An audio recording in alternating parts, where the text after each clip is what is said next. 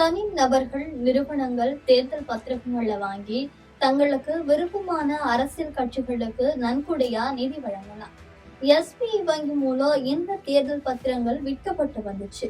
ஒவ்வொரு அரசியல் கட்சியும் கார்ப்பரேட் நிறுவனங்களிடமிருந்து தேர்தல் பத்திரங்கள் மூலமா பெருமளவு நன்கொடையை பெற்று வந்தாங்க.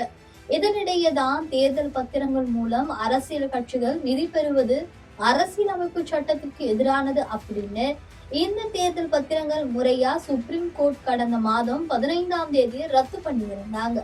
மேலும் தேர்தல் பத்திரங்கள் மூலம் அரசியல் கட்சிகள் எவ்வளவு நிதி வாங்கி இருக்காங்க, அரசியல் கட்சிகளுக்கு யார் யார் நிதி கொடுத்து இருக்காங்க அப்படிங்கிற விவரத்தை மார்ச் 6ஆம் தேதிக்குள்ள தாக்கல் செய்யணும் அப்படின்னு எஸ்பிஐ வங்கிக்கு சுப்ரீம் கோர்ட் கடந்த 15ஆம் தேதி உத்தரவிட்டிருந்தாங்க.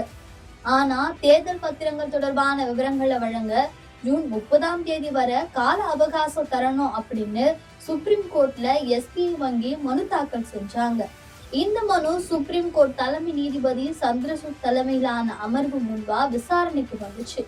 அப்போ என்ன சொல்லி இருக்காங்கன்னு பாத்தீங்கன்னா, தேர்தல் பத்திர நன்கொடை விவரங்களை வெளியிட கால அவகாசம் கேட்கிறது எதனால அப்படின்னும், கடந்த 26 நாட்களா என்ன நடவடிக்கை எடுத்து இருக்கீங்க அப்படின்னும் எஸ்பிஐ வங்கிக்கு சுப்ரீம் கோர்ட் சரமாரியா கேள்வி எழுப்பியிருக்காங்க.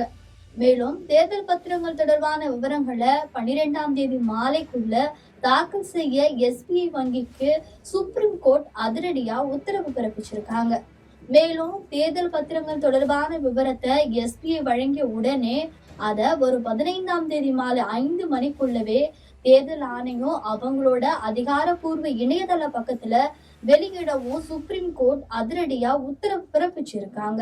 இது மட்டும் இல்லாம எஸ்பிஐ தாக்கல் செஞ்ச மனுவையும் சுப்ரீம் கோர்ட் தள்ளுபடி செஞ்சிருக்காங்க.